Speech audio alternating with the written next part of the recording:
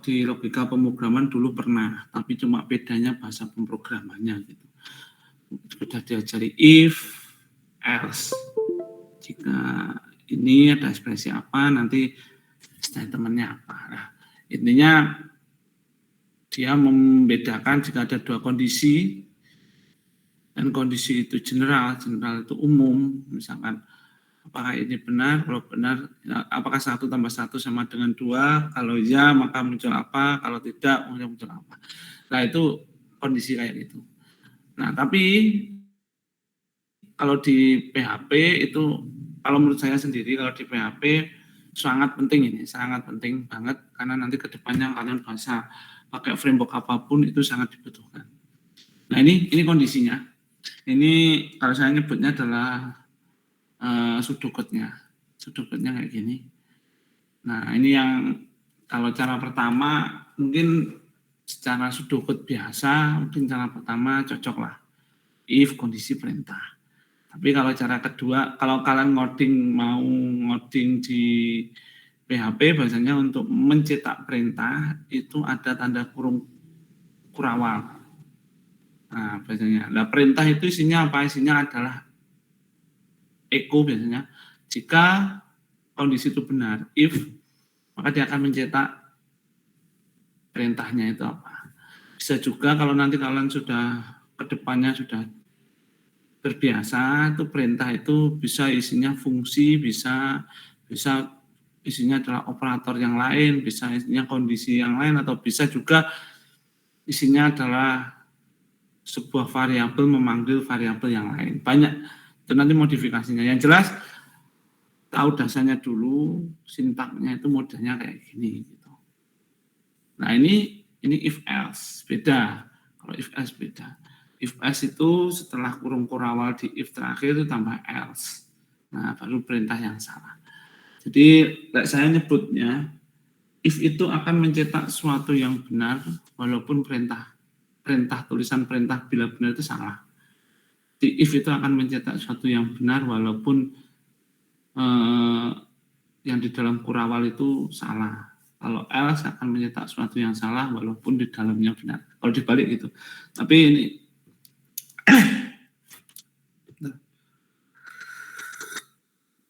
tapi secara logika biasanya if itu perintah bila benar itu dia akan mencetak. Jika kondisi, contoh misalkan gini, saya punya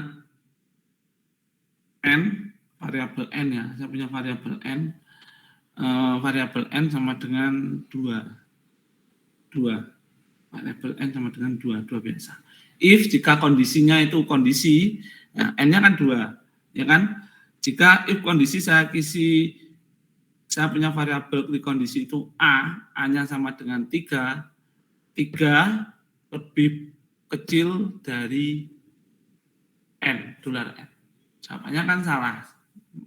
Karena n lebih besar, tadi 3. A-nya 3, n-nya adalah 2. Di sini saya praktekkan tadi ya.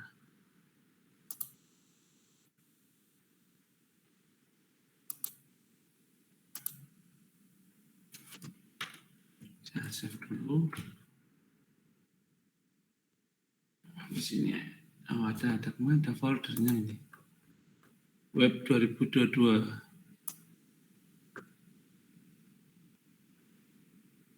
Mana? Oh ini.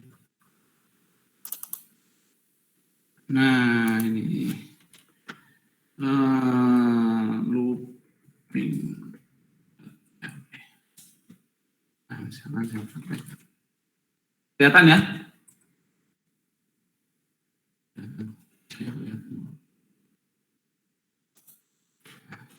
Misalkan saya punya $A, N sama dengan 2.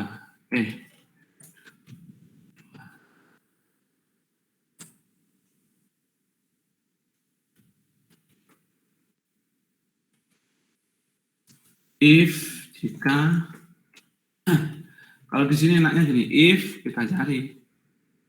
Nah, ini aja, nggak usah else. Oh, salah. If ini langsung aja. $A kecil dari dolar. Nah, di sini biasanya di sini equal.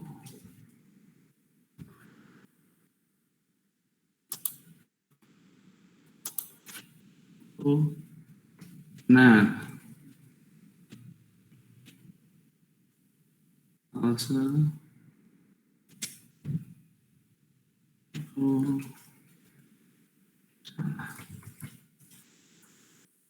kalau kayak gini nyetaknya apa? Yang tahu? Hasilnya yang ditampilkan di layar apa? Salah. Salah. Salah. Yang else. Yang else. Coba ya, kita coba. Kita coba.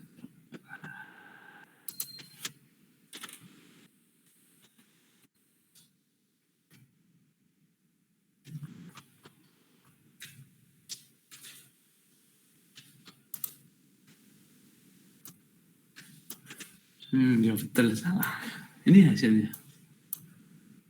Ini 2022 looping.php salah. Kali ini saya pilihkan. Nah, ini mana tadi ya? Ini, sorry, ini salah mengerjakan postman. Nah, benar. Nah, ini caranya gini, persis. Jadi yang saya maksudkan kayak gini. Jadi variabelnya 2. Nanti bisa juga di sini itu diisi macam-macam. Tangan,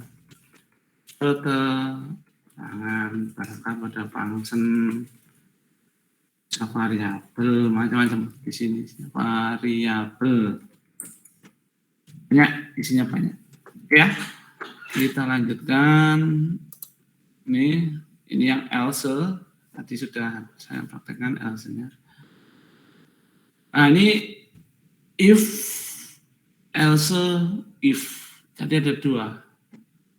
Jadi kondisinya itu banyak. Contoh misalkan jika nilainya lebih besar dari 85, berarti A. Jika lebih kecil dari 85 dan lebih besar dari 80, itu B. Terus jika lebih kecil 80, lebih besar dari 75, itu C. Contoh, terus misalkan 70 sampai 80, C plus lah, C plus. Terus 70 sampai 60, itu C. 60 ke bawah, 60 sampai 65 D. 65 ke bawah, itu E. Nah, itu namanya adalah kalau istilahnya di pemrograman bertingkat. Tapi kalau ada juga yang nyebutnya bersarang, ditumpuk-tumpuk gitu. Mana kondisi yang sesuai dengan inputan, itu langsung dia bacanya kemana, if else. Gitu. Nah, ini kondisinya ini. Ini flowchart-nya. Jadi flowchart-nya kayak gitu. Oke ya, kalian pasti paham, sudah paham. Ini switch case, kalian coba nanti switch case. Jadi pemilihan sebenarnya switch case. Hampir sama kayak kayak if else, tapi menurut saya switch case, saya pengalaman selama ini saya menggunakan switch case agak kaku. Walaupun bisa dibuat, maksudnya gini. Kadang ada beberapa kasus itu yang kita memerlukan looping atau memerlukan percabangan atau looping, itu percabangan lah, kita mau percabangan ya. Percabangan itu hampir semua percabangan bisa diselesaikan dengan if else, tidak usah pakai switch case. Switch case itu jarang yang pakai, jarang banget. Ada beberapa yang misalkan kita pakai function itu enak pakai switch case. Karena function itu kan jarang berubah. Variabel function itu namanya jarang berubah. Tapi kalau if else bisa dinamis banget. Nah, saya nyebutnya kaku di situ. Jadi case itu pengalaman saya selama ini kok ada kaku. Tidak sefleksibel kayak if else. Walaupun ada bisa sih, kalian mungkin tipis lah, bedanya tipis. Tapi nanti ke depannya kalian tahu, oh gini, tahu. Nah ini sweet case, jika nilai dolar apa variabel 1 nilai 1 100, terus variabel 2 150, variabel proses dia mencetak string penjumlahan. Nah waktu sweet case penjumlahan dia langsung ada 2 penjumlahan, apa proses itu dibagi 2, yaitu bisa perkalian, bisa penjumlahan. Ini kayak kalkulator. Jika dia milih prosesnya penjumlahan, perkalian, penjumlahan, dia bisa milih penjumlahan, kalau perkalian maka perkalian. Jadi ini kayak kalkulator. Tapi kalau saya ini mempersulit diri membuat kalkulator kayak gini. Beneran mempersulit. Tapi ya monggo, saya terserah monggo. Ini contoh aja. Ini nggak ada. Ini hilang ya, nggak tahu kemana ya. Struktur perulangan, sebenarnya ada strukturnya. Mungkin ini. Jadi perulangan, kita ngomong perulangan. Tadi kan ada percabangan, ada 2, yaitu if else. Jadi kita if else, if else, if sama sweet case. Sekarang kita ngomong perulangan. Perulangan itu for, paling penting ini. Jadi di dalam perulangan itu ada 3 kondisi. Kondisi 1, kondisi 2, kondisi 3. Kondisi 1 biasanya untuk memulai perulangan itu. Jadi saya punya contohnya nggak ya? Carikan contohnya. Yang punya aja.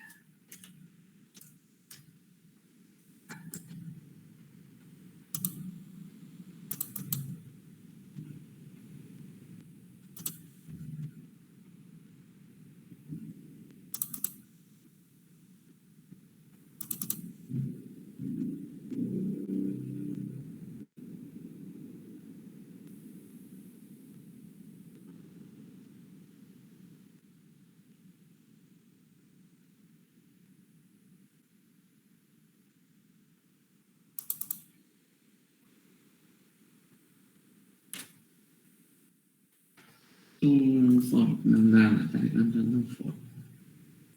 Ada tapi harus nyari.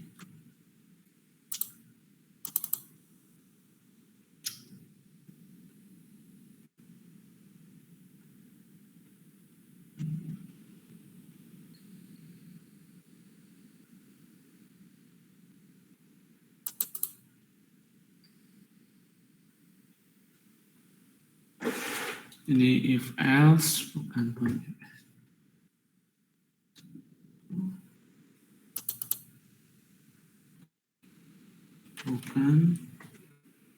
ini yang mana benar.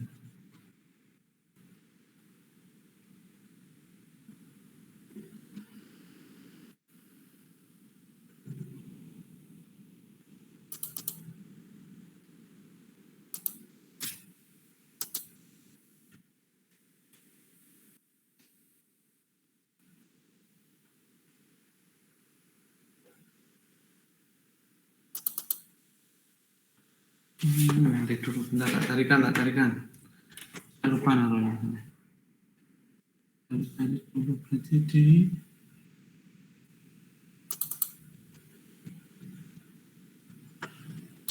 sini.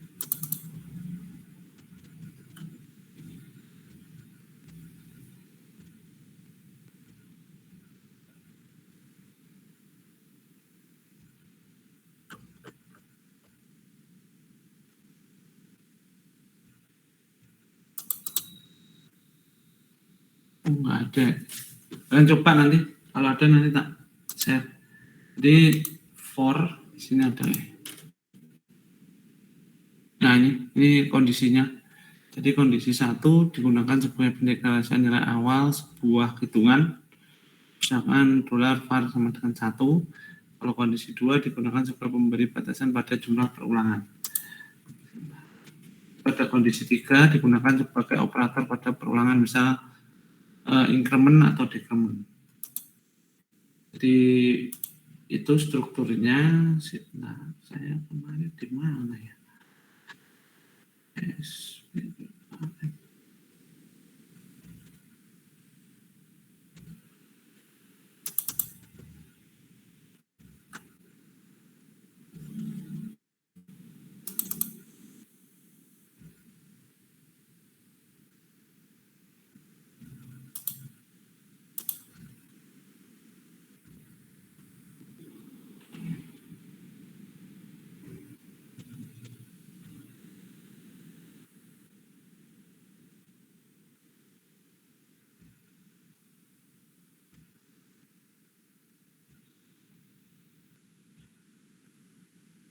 Nah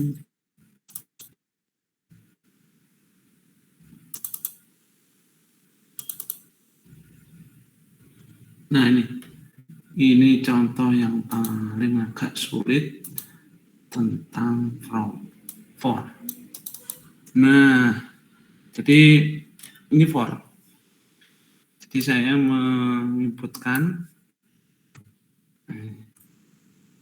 menginputkan, suatu data penilaian itu di tabel penilaian itu sebanyak jumlah yang ada. Jumlahnya sudah dikasihkan di form sebelumnya. Jumlah nilainya ada berapa? Maksudnya jumlah yang harus dinilai, misalkan UTS, UAS itu. Jadi kriterianya. Misalkan ada 5, berarti otomatis di sana saya setting 5, di sini baca 5. Otomatis dia akan for, ini for-nya. Seperti struktur yang ada di PPT tadi, dia diawali dengan dimulai dari berapa inputannya, bukan 0 tapi 1. Jadi misalkan di sini angkanya jumlahnya 5,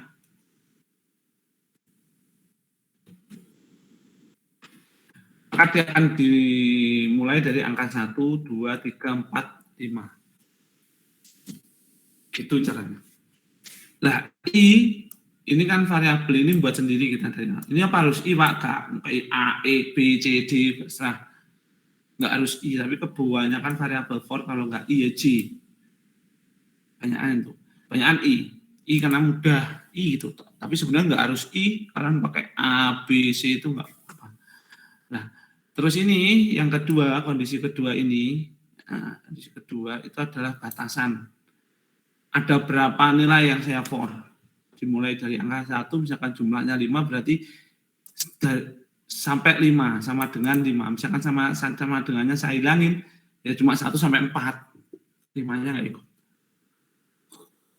Jadi ini ada sama dengan itu penting. Nah, kayak gini itu, nah ini berarti 5-nya nggak ikut. Tapi kalau gini berarti 5-nya ikut. Ya, di sini saya pakai increment tadi. Oh, increment, saya pakai increment. Kenapa? Karena mesti saya naikkan, bukan saya naikkan ya istilahnya. Tapi biar masuk di database-nya itu tidak kurang, pas. Jadi saya pakai ini. Jadi ngaturnya biar pas itu maksudnya jumlah data yang kita mau masukkan di database ini sesuai yang kita harapkan. Saya harapkan 5. Jadi ada masuk 5, jangan sampai 4 atau jangan sampai lebih 1, 6. Gimana caranya? Ini tak buat 1, ini tak buat itu, sama dengan misalkan ini dibuat 0, yang masuk 6. Ini 0, 6. Iya, karena bacanya dari 0, 1, 2, 3, 4, 5. Dan 6 data. Tapi kalau saya buat dari 1, dia akan baca 5, persis 5. Presisi wes 5, dia akan di tabel ini, terus saya koneksikan gimana, nanti ada. Tapi bukan paling sulit, kebanyakan for, biasanya anak-anak kesulitannya gimana Pak inputkan data banyak. Nah ini caranya, ini for-nya. Saya pakai for kebanyakan. Oke ya. Oke lanjut. Nah ini strukturnya sama kayak punya saya tadi. Persis, cuma bedanya dia pakai A gitu.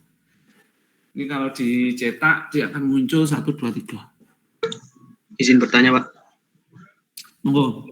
Untuk yang eco $A titik, yang titik itu gunanya untuk apa ya Pak? Titik di sini. Yang ini. Ya Pak, yang eco variabel A terus titik BR ya. Itu kalau tidak dikasih pertama itu kalau nggak dikasih titik error. Errornya adalah dikira apa sih tanda petik 2 BR tanda petik 2. Kalau kita HTML kemarin kan sudah tahu BR itu apa? Enter, bukan enter ya. Enter, kalau enter itu P, dia spasi ke bawah, pindah ke bawah garisnya. Lah, titik itu apa Pak? Titik itu adalah pemisah antara ini PHP yang sebelah kiri, yang sebelah kanan itu HTML, tapi terletak dalam satu script PHP. Ini kan echo di sini. Nah, ya. Pakai pointer dulu. Nah, ini kan PHP ini. Ini tuh PHP, file ekstensinya PHP. Nah, tapi saya mau nyisipi sebuah HTML, ini kan HTML. Nah, ini sendiri HTML. Ya, itu HTML. Caranya piye? Nah, caranya kita hapus dulu. Caranya piye? Caranya ya ini si HTML harus diinjeksikan di dalam PHP-nya. Ini. Nah, ini harus diinjeksikan di dalam PHP. Nggak bisa kita memotong di sini langsung PHP dipotong. Ini tanda PHP gitu, nggak bisa. Bisa aja, tapi nanti kamu buka tutup PHP lah. Kayak gini akhirnya kan jadi satu. Jadi waktu kamu bisa menggabungkan HTML ini dengan script PHP ini harus ada tanda titik, itu fungsinya tanda titik. Gitu, Alif. Oh, nggak bisa dihapus. Oke, nah jadi tanda titik ini fungsinya adalah memisahkan antara script PHP dengan script HTML. Nanti untuk misalkan harus ini harus ada tanda petiknya HTML di dalam PHP, tapi masih dalam satu script PHP, maksudnya dalam satu ekstensi file PHP. Oke ya, gitu Alif. Ada pertanyaan lagi? Terima kasih Pak, sudah jelas. Ya. Kalau kalian nanti mau main gabung-gabungkan kayak gitu caranya gitu. Iya, ini script ya. Ini nggak harus BR. Nggak harus BR. Misalkan sini kamu ngasih P bisa. Atau script HTML yang lain, table itu bisa. Bisa saja. Dijajal dewi. Nah, ini for each banyak. Sekarang pemrograman yang menggunakan for each untuk perulangan. Laravel, framework dia lebih mudah pakai for each dan for. Saya sebenarnya for each itu dia merubah sebuah variabel menjadi variabel baru, dan variabel baru itu ada nilainya di dalam kurungnya. Jadi di sini disebutkan digunakan untuk melakukan ulangan pada data bentuk array. Jadi kalau kalian mau mengulang data array yang ada di PHP itu pakai for each. Jadi perintah yang akan dieksekusi dan nilai yang akan digunakan adalah variabel value. Jadi dia merubah dulu. Jadi misalkan kalian mau mengulang sebuah array, terus array itu namanya adalah $data misalkan ya. Itu kalian harus aliaskan. As itu mengaliaskan menjadi sebuah variabel baru, apa namanya? Misalkan di sini saya kasih nama $value. Berarti data array yang data tadi berubah menjadi $value. Gitu caranya. Itu ya. Ini for each. Nah, coba sendiri nanti. Mudah itu. Mudah banget, guys.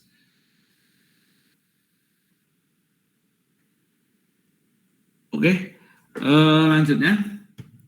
Nah, ini well adalah bentuk perulangan yang menggunakan blok perintah dikerjakan berulang selama kondisi ekspresi masih benar. Jadi selama kondisi yang ditentukan masih bernilai benar atau true, maka perintah tersebut akan terus berulang hingga program mendapati bahwa perintah tersebut telah bernilai false. Nah, ini well. Contohnya ada, well saya kasih contoh ya. Ya, ada contoh well. Bentar, tak carikan. Well.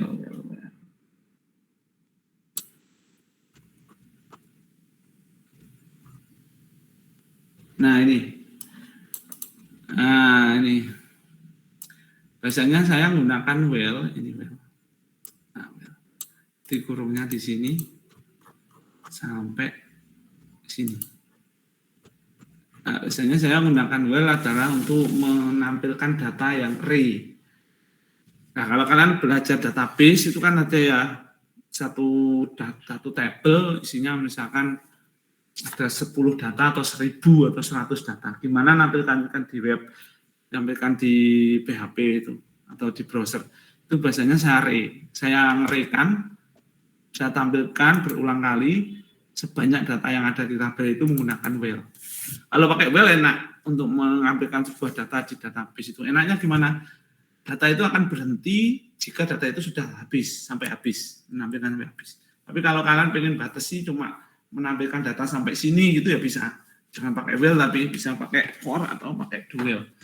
Jadi kalau kalian saya mau menampilkan data mahasiswa semuanya, Oke, berarti ya tinggal pakai well dipanggil aja variabel yang isi perintah query-nya tadi akan keluar data itu. Saya sampai berhenti. Dia akan berhenti kalau kalian pakai itu yang 1-2 pick ya, pick pakai pick itu, pick 1, pick 2, pick 3, pick number itu bisa 1 pick karena 25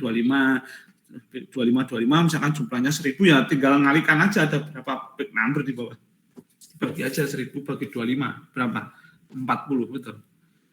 4 itu 100 berarti ya sekitar 40 atau lebih. Nah, sekitar itu. Nah, caranya ini untuk penggunaan well-nya. Dia akan baca terus well sampai data itu seberapa banyak data itu akan muncul. Di sini malah program yang pernah saya buat pasti well, terus di dalamnya banyak if, di sini ada if ini, ini ada if, dalam well ada if, ada well lagi, nah baru else. Jadi well, if, well, nah, ini cabang gitu. Nah nanti kalau kalian sudah banyak pengalaman pasti kalian memainkan kayak gini memainkan. Jadi gimana logika ini menampilkan data model gini, data itu harus modelnya kayak gini yang ditampilkan harus gini ya. Itu logika biasanya mainnya di perulangan, di percabangan, cuma 2 itu lah. Kalau cara menampilkan data kan biasa. Ya kalau sudah ngomong gimana data mintanya kayak gini lah, kalian pasti sudah mikirnya macam-macamnya harus diulang, di perulangan, di looping, atau dicabangkan atau di mana atau gimana lah. Itu sulitnya di situ. Oke ya.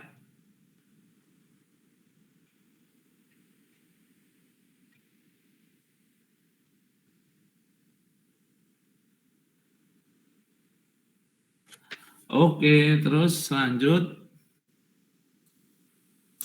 Nah, ini well, terus do well akan selalu mengeksekusi blok kode sekali. Kemudian memeriksa kondisi dan mengulangi loop selama kondisi yang ditentukan. Ini jarang banget dipakai, tapi bisa kamu pakai. Saya biasanya kalau menggunakan duel, saya menggunakan case sama duel, itu kalau di PHP jarang, kecuali program itu statis. Kalau program itu dinamis, dinamis itu yang ada database-nya, hampir tidak pernah saya menggunakan duel atau case. Baru duel dan case itu biasanya kalau saya gunakan untuk penelitian. Penelitian itu maksudnya buat aku bukan penelitian, bukan. Yang saya tunjukkan tadi adalah itu project. Jadi ada kampus lain pesen, tolong buatkan ini Pak, gitu saya buatkan. UIN Pak, saya butuh ini Pak, buatkan. Nah tapi kalau project itu yang saya publish untuk ilmiah gitu, itu biasanya saya sering mainnya di duel sama case, sering saya mainkan. Karena kenapa? Karena untuk penelitian itu tidak perlu suatu yang besar, tapi suatu hal yang baru. Nah, satu hal yang besar itu belum baru. Kayak kampus-kampus, saya Polinema, UIN Malang. Polinema itu pesan untuk seleksi PKM, program karya ilmiah mahasiswa, itu gimana menyeleksi sebuah proposal PKM, terus dinilai, terus gimana cara bimbingnya, kan nggak sulit, tapi besar. Besar itu maksudnya skupnya kan luas, ke mahasiswa, ke dosen gitu. Tapi kalau penelitian kan cukup gimana saya meneliti sebuah hal yang kecil, tapi itu terbaru. Nah, kalau kecil terbaru saya tidak ribet bahasa pemrogramannya. Saya kalau nggak menggunakan Python, yang menggunakan PHP, tapi modelnya nggak sampai dalam database itu nggak sampai dalam. Karena kalau penelitian itu kita menemukan hal yang baru. Penelitian itu nggak skripsi. Tapi kalau project itu yang berguna, bukan yang baru, tapi yang berguna. Yang berguna bagi penggunanya. Penggunanya butuh apa ya dibuatkan kayak gitu. Nah, itu bedanya. Nah, ini contohnya, ini duel, fungsi bisa coba fungsi dimanfaatkan untuk menyederhanakan penulisan kode. Program yang sama dengan cara menyimpan kode tersebut dalam sebuah nama fungsi. Sehingga fungsi sebenarnya adalah sebuah bagian kode program yang ditujukan untuk melaksanakan suatu tugas tertentu. Nah, Keuntungan menggunakan fungsi diantaranya jika ada perubahan proses pengolahan data, maka cukup mengganti di bagian fungsi saja. Hanya cukup mengetik kode program sekali saja untuk script yang sama. Nah ini ada contohnya. Nah ini contohnya. Bawah kanan. Kalian coba, misalkan ada fungsi kuadrat, bilangan, nah dia yang dipanggil adalah kuadratnya, nama fungsinya. Misalkan diisi 5, dia akan 5 itu akan mengisi value dari dolar bilangan. Nah, caranya gitu. Jadi kalian coba-coba lah, bisa, pasti bisa. Gitu ya. Ini sering dipakai di bahasa pemrograman saat ini, orang-orang itu lebih suka pakai fungsi, function istilahnya. Lebih suka, biasanya develop besar, sukanya pakai function. Jadi ditanya bisa framework apa? Laravel itu. Laravel pasti pakai. Nah, tes kalian biasanya suruh buat ini pakai Laravel. Nah itu contoh-contoh di dunia luar. Nah ini array ada nanti saya singgung di slide selanjutnya. Nah ini contoh array, saya buat dikit. Array adalah kumpulan sebuah data yang disimpan dalam satu variabel dan setiap elemen dalam array ditandai dengan indeks yang melekat pada variabel. Sedangkan variabel adalah penampung sebuah nilai. Sebagai contoh, variabel adalah dolar data itu sama dengan 5. Sudah variabel itu penampung sebuah nilai. Sedangkan array, nah dolar data, array pertama, 0 itu array pertama, array ke 0 itu sama dengan 1. Nah itu kalian coba. Saya gimana rangkaiannya? Intinya ini mengulang itu maksudnya gimana nampilkan data yang banyak itu bisa ditampilkan berulang-ulang sesuai dengan data yang ada di kumpulan. Data itu dikumpulkan kayak saintek, tarbiyah, syariah dikumpulkan dalam satu variabel dengan fakultas. Kalau kita kumpulkan saja tidak ada function array-nya, dia cuma dibaca saintek, tarbiyah, syariah. Nggak bisa ngeri nggak bisa ngeri gimana? Nggak bisa saya ngambil saintek tok, tarbiyah tok, syariah tok, nggak bisa. Tapi kalau dikasih array, saya bisa ngambil saintek aja, saya ambil. Tarbiyah aja yang saya ambil, maksudnya saya tampilkan di EQ. Terus syariah aja yang saya tampilkan di EQ. Nah, jadi intinya array itu mendeklar di dalamnya string sama biasanya harus sama. Data di dalam array itu harus sama, misalkan string semua, integer semua, angka semua, tidak boleh angka, string nggak boleh apa beda-beda gitu. Ini kan saintek sama tarbiyah sama syariah. Nanti ini waktu dicetak dia akan muncul fakultas yang ada di Win Malang, indeks 1 saintek, indeks 2 tarbiyah, indeks 3 syariah. Nah kayak gitu. Nah ini fungsi-fungsi dalam array ada sort, sama kasut. Kalian coba. Ini teknik modulasi. Nah, ini penting. Modulasi adalah teknik pemisahan bagian-bagian dari aplikasi. Pemisahan dilakukan untuk mempermudah pengerjaan aplikasi serta maintenance. Contohnya ya tadi seperti yang saya tunjukkan, mungkin kalian tahu lah gimana membuat sebuah modulasi di situ. Di sini contohnya saya pakai include. Nah, ini. Saya cuma pakai ini toh. Nah, itu dalamnya apa? Dalamnya dibuka aja.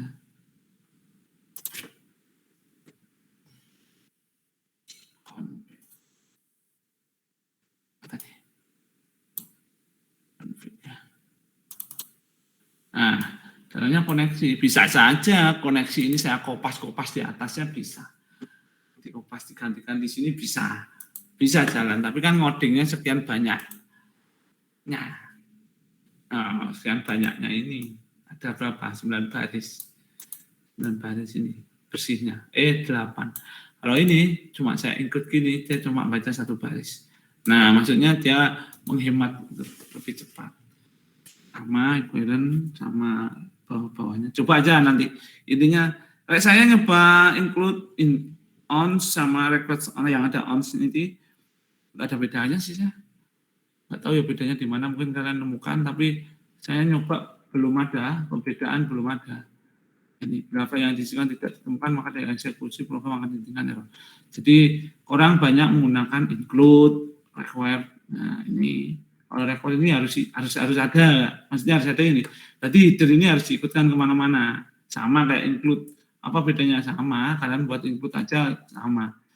Kayak saya, kalian biar nanti kan ini kan masalah modulasi itu masalah gampang. Nggak usah dibuat apa ya, bingung. Kalian pakai include terus loh, nggak masalah. Asalkan program yang kalian buat itu jalan sesuai dengan konsep yang diberikan. Dan konsepnya harus ada CRUD, ya kan? Harus ada CRUD, CRUD-nya harus relasi dengan ini. Nah, itu terpenuhi ya beres. Nah, itu. Oke, kembali. Penayangan, ini tugasnya. Nah, tugasnya ini. Kan membuat 2 program sebenarnya. Nah, waktu dipilih kalkulator sebenarnya value, ada 2 variabel. Sebenarnya saya nyebutnya 3, tapi satunya operator. Nanti akan waktu dijalankan, dia akan muncul 6. Misalkan 12 dibagi 2, 12 dibagi ditambah 2, 14. Gitu. Yang satunya form input biasa, tapi ada captcha di dalam. Ada captcha-nya 1+8. Nah, ini kalau kalian buat captcha kayak gini bisa kalian buat variabelnya. Jadi ini saya gabungkan sebenarnya. Jadi kayak yang sebelah kiri itu saya gabungkan menjadi captcha yang ada di sebelah kanan sini. Jadi di sini itu ada terhidden, ada 2 variabel terhidden, misalkan A dan B, 3 deh. A dan B sama C, A-nya untuk 1, B-nya 8, C-nya operator. Nah, kalian harus jawab, misalkan sebenarnya random sebenarnya saya pengennya, tapi kalau random nanti kangelan. Sementara pakai 1+8 dulu. Jadi misalkan kalian di sini ada 1 dan 8, kalian input 7 itu salah. Harus benar 8, emailnya apa, jenis kelaminnya apa, alamat yang mana, namanya siapa. Walaupun ini kalian sudah ngisi benar, mulai nama sampai email itu benar, tapi jawaban salah, dia akan muncul ini. Maaf, jawaban Anda salah. Tapi kalau ini sudah benar, maka kalian akan muncul yang ini, sebelah kiri. Oke, paham?